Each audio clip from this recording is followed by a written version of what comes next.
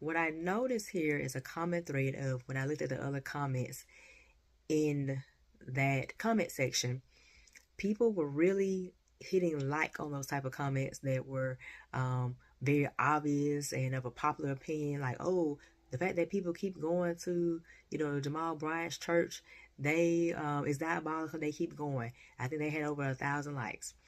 And any other comment that was very obvious and of popular opinion, but when it was of an unpopular opinion like mine, then it was not liked.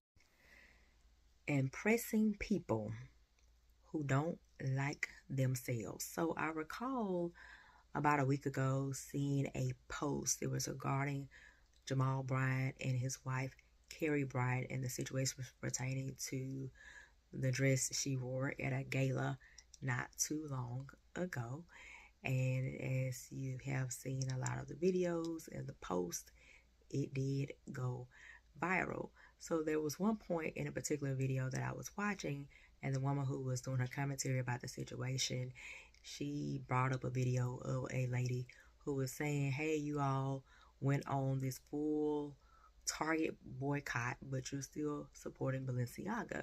And apparently Balenciaga has a history of not being supportive of minorities or being discriminatory toward minorities. And the commentator of this video, she made the point, okay, this speaker makes a great point here, because you're talking about you boycott Target, but support Balenciaga. There's a discrepancy here. There's an issue here, and I agree with that.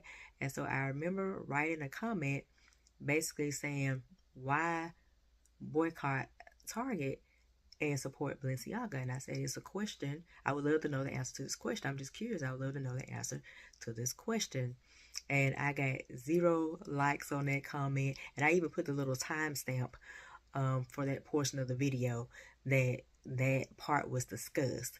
And because I know on YouTube the algorithm works, or whatever, the system works in a way that it'll pull up your comment within the comments box at the same time that that part of the video is being shown. So the viewers are seeing the comment. So if they want to click on it and tap like because they agree with it, they can do that. I got one comment on there about a person who went in on Balenciaga and demonic practices of theirs. And then I responded and I said, okay, wow, I didn't know that. And so it sounds like for those who still choose Balenciaga, they're just trying to pick and choose based on the supposed prestige of that brand, right? So Balenciaga perceived to be of high status. It doesn't matter what demonic practices they have been engaging in, but it's still perceived to be of high value, right? And I say that's an example of double-mindedness, because the Bible mentioned that a man who is double-minded is unstable in all his ways. And I said, I cannot trust a person like that. I got 0 comments on both of those comments that I made. The one that asked about supporting Target, and rather boycotting Target and supporting Balenciaga, and the other one about being double-minded, because some people would simultaneously boycott Target and support Balenciaga, which has been discriminatory toward people of color. What I noticed here is a comment thread of when I looked at the other comments in that comment section, people were really hitting like on those type of comments that were very obvious and of a popular opinion, like, oh, the fact that people keep going to, Jamal Bryant's church, they is diabolical. They keep going. I think they had over 1,000 likes. And any other comment that was very obvious and of popular opinion, but when it was of an unpopular opinion like mine, then it was not liked at all. And what I recognize between this video and several other videos I've looked at, when there are unpopular opinions, that basically tells me a lot of people do not know who they are, and a lot of people don't even like themselves, but they always just go along to get along. If nothing else, people who do not know who they are themselves, and some again do not like themselves, whatever somebody else is doing, whatever the crowd is doing, they love flocking to doing what the crowd is doing, because it makes them feel like they're doing something in their lives. And that's unfortunate. So that means taking a stance that's contradictory to another stance. Like, for instance, you're going to boycott this one store, this one company, but you're going to support this other company. That's a double-minded move. And again, I stand firm when I say double-mindedness represents a person who cannot be trusted, because that person don't even know what they really want at the end of the day. They just going along with what's popular, what's cool, what's cute, what everyone else is saying you should be doing. If you're going to be honest, one of those things that we face in life today that's like that is the institution of marriage. Now, I'm actually a proponent of marriage. I'm divorced, but I am very much a proponent of marriage when you're married to the right person. But I feel as I've gotten older that a lot of us, including myself, have rushed into the institution of marriage because society has been doing it and it looks popular and the thing that you're supposed to do, whether you're ready or not. Am I wrong about that? I don't think I'm wrong about that at all. So this is no different than that. People rush into things that look popular, that makes them look more fashionable, of a high status, and it doesn't matter at the end of the day if that company is known for terrible practices, discriminating against any group of folks. That doesn't matter, because as long as you have high status and you're perceived as having high status in society, then that's all that matters. But the irony here is that the people you're trying to impress don't even like themselves. They don't even like themselves. So who are you trying to impress?